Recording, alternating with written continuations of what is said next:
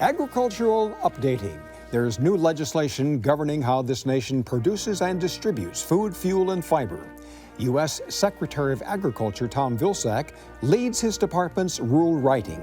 A conversation with Tom Vilsack on this edition of Iowa Press. Funding for Iowa Press was provided by Friends, the Iowa Public Television Foundation. Iowa banks know you want honest advice about how to best reach your financial goals, whether it's financing and education, buying a new home, growing a business, or funding retirement. Iowa Banks, Iowa Values. MyIowaBank.com. Iowa Communications Network. The ICN is committed to the enhancements of distance learning and continues to meet the demands for greater access of high-speed internet by educational users. Iowa Community Foundations, an initiative of the Iowa Council of Foundations, connecting donors to the causes and communities they care about, for good, for Iowa, forever. Details at iowacommunityfoundations.org. The Associated General Contractors of Iowa, the public's partner in building Iowa's highway, bridge, and municipal utility infrastructure. For decades, Iowa Press has brought you politicians and newsmakers from across Iowa and beyond, celebrating more than 40 years of broadcast excellence on statewide Iowa Public Television. This is the Friday, April 4 edition of Iowa Press. Here is Dean Borg. As President Obama's Secretary of Agriculture, Tom Vilsack is deeply entrenched in Washington, D.C. politics. It was a major partisan struggle getting new farm legislation for producing food and distributing some of it to those needing food assistance. Secretary Vilsack is also chairing the first ever White House Rural Council for strengthening rural businesses. And he's also partnering with First Lady Michelle Obama's push for improving children's health and nutrition. Mr. Vilsack says he's enjoying the job, but as the Obama administration closes in on its final couple of years now, people are wondering what's next for the former Iowa governor. Perhaps he'll fill us in. Welcome back to Iowa Press. It's good to be back. Yeah, we are anticipating the question there. I've given you a hint over front. The people across the table, James Lynch, who writes for the Gazette, published in Cedar Rapids, you know Secretary Vilsack, and Radio Iowa News Director Kay Henderson. Mr. Secretary, let's talk about the economy, the ag economy. You have said that it's been one of the bright spots as the country went through recession. Is it headed for a downturn? Corn prices slumping, and then you have this horrible pork virus that's hurting the swine industry. Okay, I think the ag economy is still strong. We had a record year last year in income. This year it's going to be slightly less than the record, but still way above the 10-year average for income.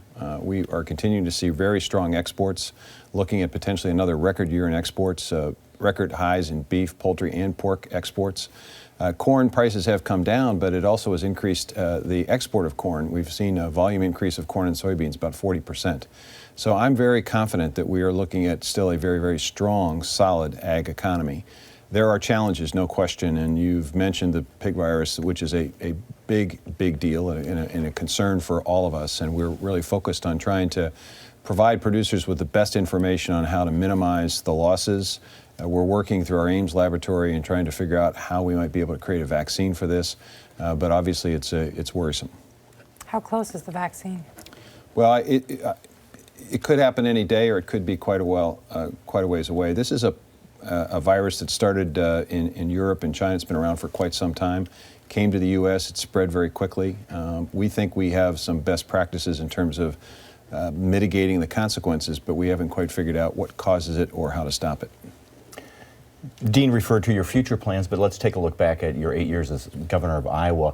In terms of what we're listening to at the State House this week, allegations that there was hush money paid to state employees to essentially go away and keep their mouths shut. And revelations are that this extends back to at least as far back as your administration. And Governor Branstad has said he was unaware of these settlements, these confidential settlements.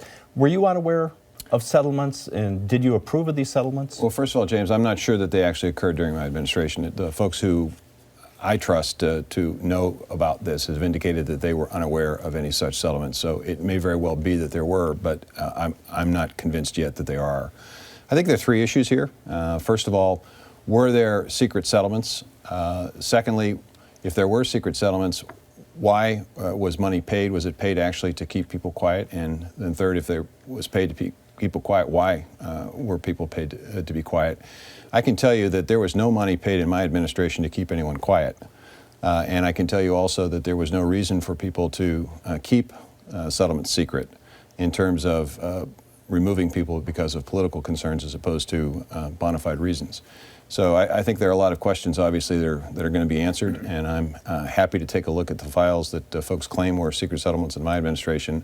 It's not something that I was aware of, and it's something that our folks are not aware of.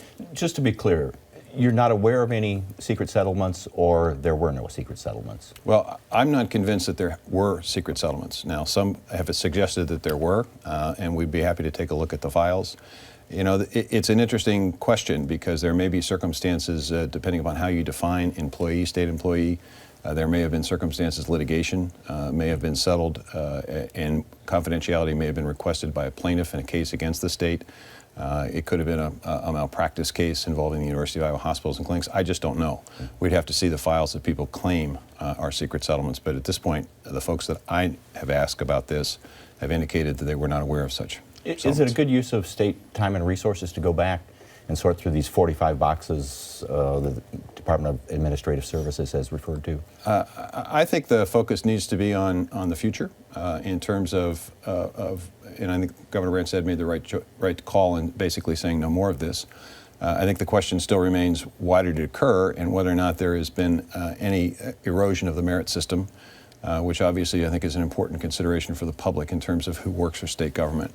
I can tell you when I became governor, some Democrats were not very happy with me because I kept a number of high-profile Republican appointees in my administration, and I did it in order to convey a sense that we weren't going to be focused on politics. We were going to be focused on the merits and the work that the folks were going to do for the state of Iowa. And you know, I was well served by people like Ted Stillwell and Ellen Gordon, for example. Well, you said let's look toward the future, and I want to do that. We have an election coming up, and recently, Democratic Congressman Bruce Braley made some comments to Texas Lawyers Association, and he was questioning at that point in his comments whether a farmer, Senator Chuck Grassley, the prospect of whether or not a farmer is the proper person potentially to be the future chair of the Senate's Judiciary Committee.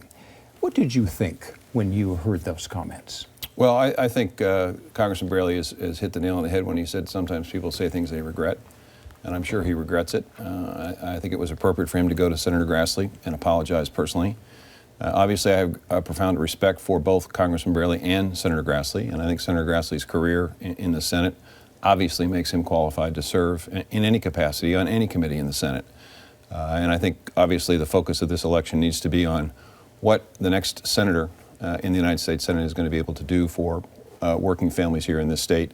How is that individual going to be able to improve the lives of Iowans and to make sure that America remains strong overseas and that we have a political system that respects and represents the values that are important, I think, to Iowans. That's really what this election should be about. The Iowa House this past week passed a resolution calling for the repeal of a California law that deals with the production of eggs. In other words, the space in which the hens are kept in the houses for laying the eggs. What, in your view, is the proper role of the federal government in dealing with this California law? Well, at this point in time, you know, I was in favor of the agreement that had been worked out between the egg producers and the Humane Society that would have resulted in the passage of federal legislation that would have created a single federal standard. For whatever reason, there was not sufficient support for that in the Congress, which I think is unfortunate. That seems to me to be the kind of thing that we ought to be encouraging. We ought to be encouraging folks working together, collaborating, reaching common ground and consensus. I think what we're dealing with now is battles between states, producers versus consumers, and I think it's unfortunate. It's divisive. There's too much of that already in American politics and political discussion today, from my perspective. So I think we should be looking for the collaborative solution. This law goes into effect in 2015. 1 out of every 5 eggs produced in the U.S. comes from Iowa. What happens if nothing occurs between now and then? Well, I think there is obviously litigation, and I think we're going to have to wait and see what the courts ultimately decide and how they might be able to work through this. I think eventually we're going to get to a point where we're going to get back to where the Humane Society and the egg producers were. And I think the reason why that was not supported was because other producers in the country were concerned that it might extend to their production processes, and I think that was not necessarily a well-founded concern. I think this was a pretty isolated circumstance where people sat down and worked things out. It's unfortunate it didn't get worked out. Another federal agency, FDA, is talking about a rule that would regulate spent grain from distilleries and ethanol production, much of which now is fed to livestock. And the distilleries and the ethanol producers say this could become very costly if they have to treat it in a special way, package it in a special way, or haul it to landfills. Do you see that rule going anywhere, and has the USDA weighed in on the merits? This is not something that we've spent a good deal of time on. We've been focusing on a number of other things with the FDA, including the implementation of the Food Safety Modernization Act, which is a huge responsibility they have, and we're trying to help and assist in this. I think the challenge will be, and the question will be whether or not there is a public safety risk. Obviously, FDA has to make that call. And then the question is whether or not what they're asking producers and breweries to do is reasonable and balanced. And obviously there's a regulatory process that we go through.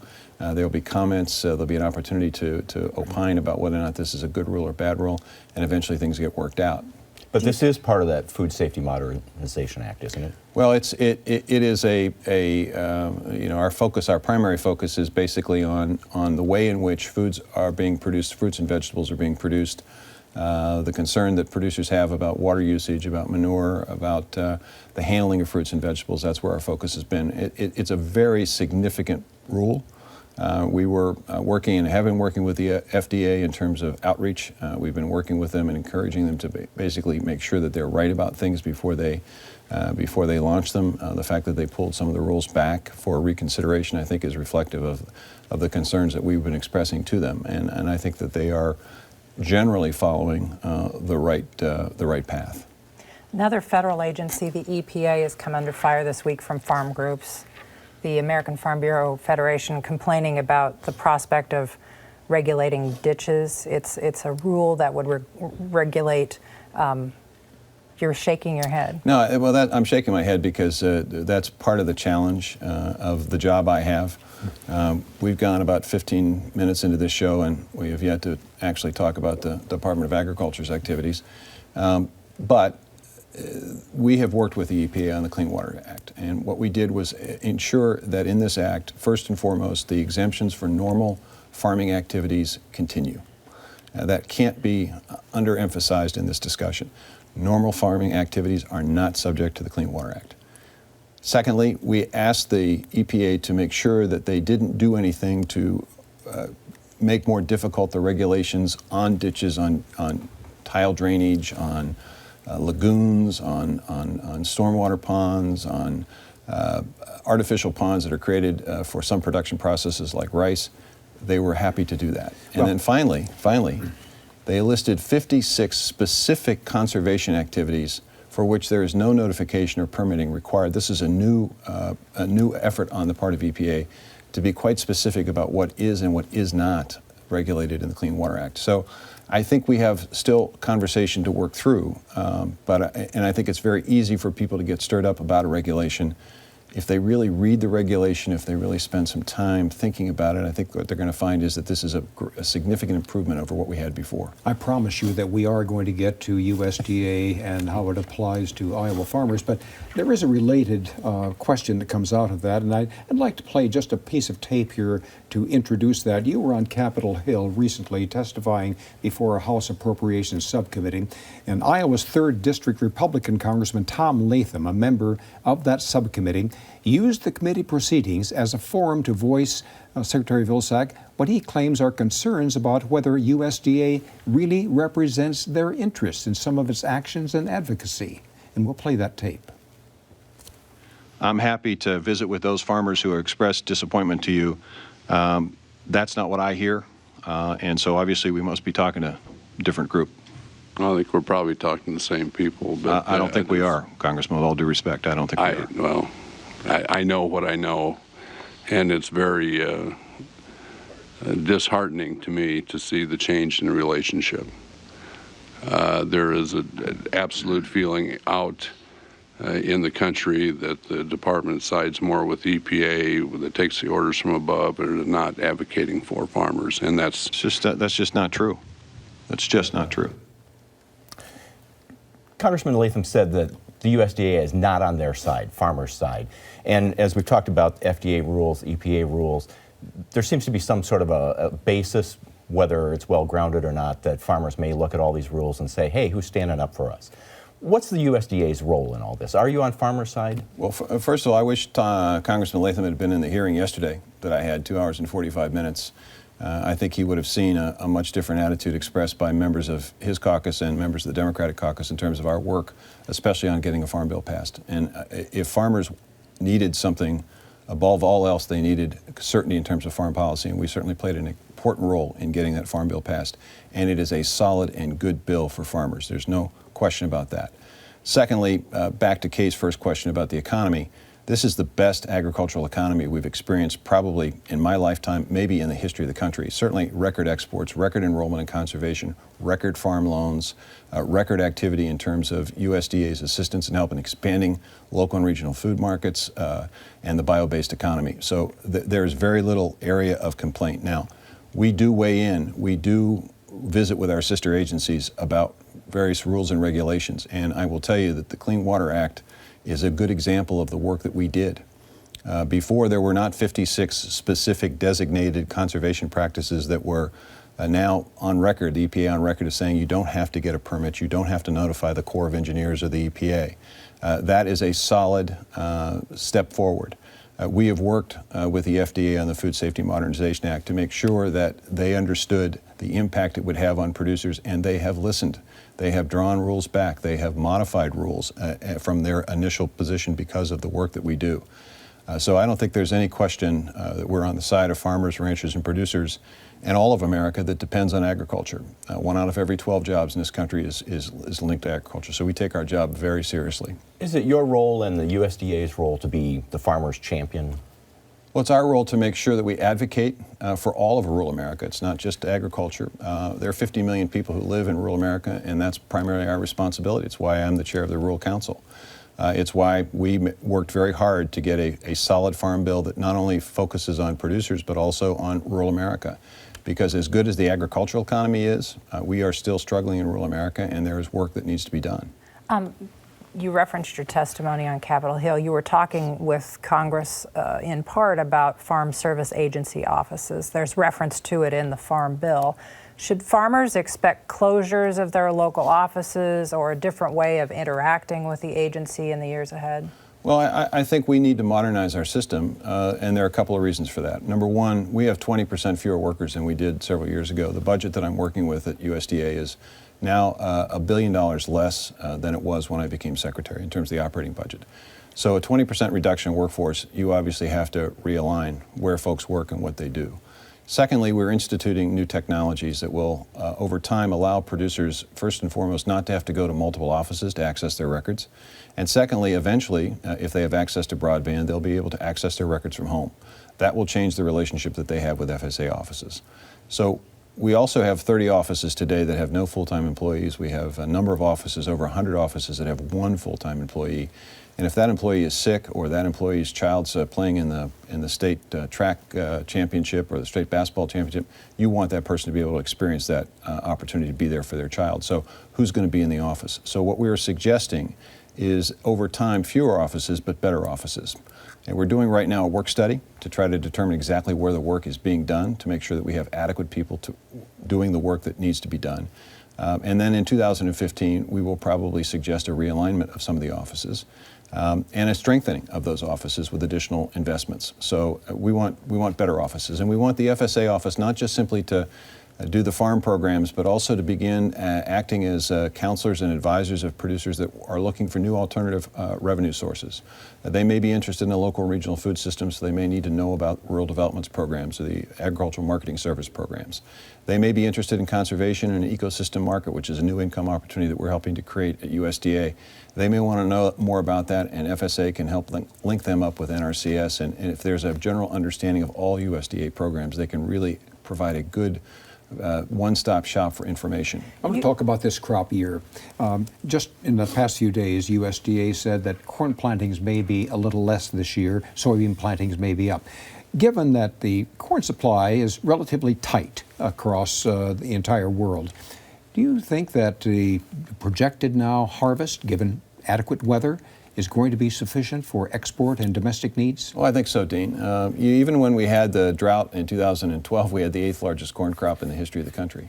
And it's the technology that is being embraced by producers today that we're helping to advance into the field more quickly under this administration that's helping to deal with adverse weather conditions. So I'm not concerned about supplies, and I think the fact that the prices are where they are is reflective that the market's not concerned about supplies. One of the areas you've talked about recently is climate change and how it affects farmers, and you've set up these climate hubs, including one in Ames, where people are doing research. And if I understand it correctly, they're not only researchers, but they're going to be going out sort of like the Extension Service and talking with farmers, helping them deal with longer growing seasons, drought, those sorts of things. You're also headlining a conference at Drake later this year, or later this month, on climate change. And it suggests that the action is going to be at the state level, not at the federal level.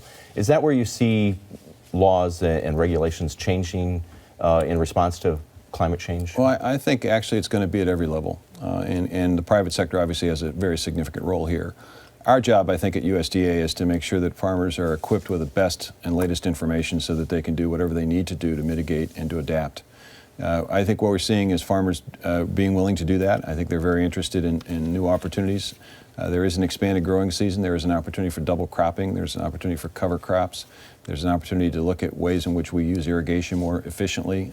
There are new forage opportunities that are being created that will make it easier for cattle operations, for example, to stay in business even when there's drought. So there's an information gathering and an information providing responsibility that we have at the federal level. Do you think farmers understand those changes and are adapting to them now? I think farmers are probably better understand the intricacies of weather, that they see it on the ground. They see it every single day. They know that things are changing. Their growing seasons are changing. They know that droughts are longer, and more impactful. I mean, the folks in the western part of the United States are currently seeing this in a very significant way with long-term drought. We've been looking back through our archives.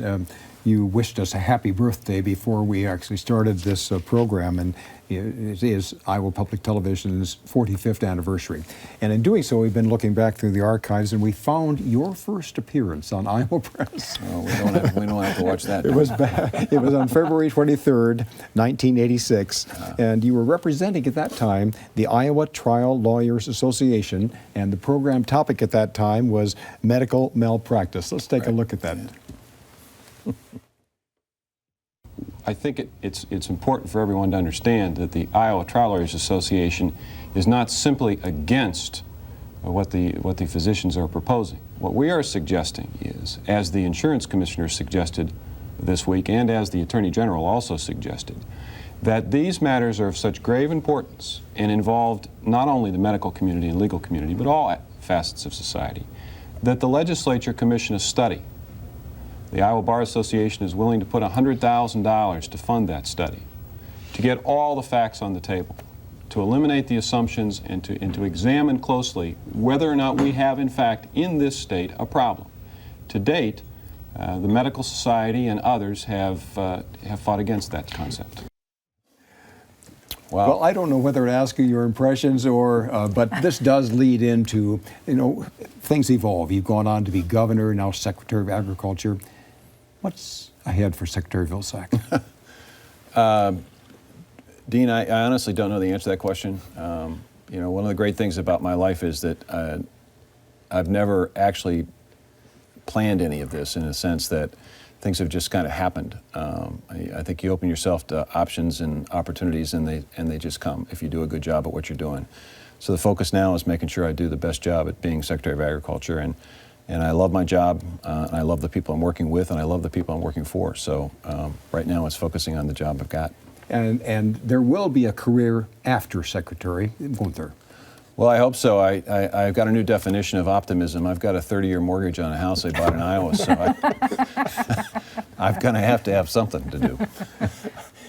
Given the difficulties Senator Harkin went through with trying to set up the Harkin Institute and repository for his papers. Have you given any thought to what you want to do with your papers as governor, as Secretary of Agriculture, whether perhaps you and your papers will wind up at Drake? I have not given that much thought. When I left the governorship, I think we provided the Historical Society the opportunity. I'm not even quite sure where they are right now. Some of them are actually in a storage facility down in Mount Pleasant. There were 27 boxes I had to put together for being vetted when John Kerry was considering me for the vice presidency, and those 27 boxes are still down in a storage facility, so they're all over the place. And I think that people would be amazed at the papers today. Most of what I do on a 3x5 card now. I carry these cards around, and that's the extent of my papers. Would you have aspirations to work in education? Drake University is going to have an opening for president. Well, I will tell you that I had an enormously compelling experience at Harvard when I was a fellow at the Institute of Politics between the governorship and being secretary. I really enjoyed working with those young people. And so in response to Dean's question, not necessarily in response to yours, but if there's an opportunity for me to work with young people, I'd love to do that. Because I recently got a quote from my son Doug, and it was a quote and I actually used it at the Borlaug statute unveiling, about once you've climbed to the top, you sort of know what the vista is, you know what the vision is, and there's a responsibility, I think, to make sure that the next generation is inspired to climb up to that summit or that peak. And I've had just extraordinary experiences in politics, and we want young people to have those same type of experiences in the future. Would Hillary Clinton be an inspiring candidate, and will you support her in any way you can? Well, first and foremost, Secretary Clinton's got to make the decision to run for president, which is obviously a very serious decision she has to make. Obviously, I have profound admiration for her and was supportive of her efforts in 2008. I think it's a bit early to make predictions and a bit early to say what you're going to do, but I will tell you this, I'm confident that if Secretary Clinton decides to run for president, and if the people of this country give her the opportunity to be president, she will be a great president. Secretary Vilsack, thanks for making time for us today. You bet. It's good to have you back on the program. It's nice to be back. And we'll be back with another edition of Iowa Press next weekend, usual time, 7:30 Friday night, noon on Sunday. I'm Dean Borg, and thanks for joining us today.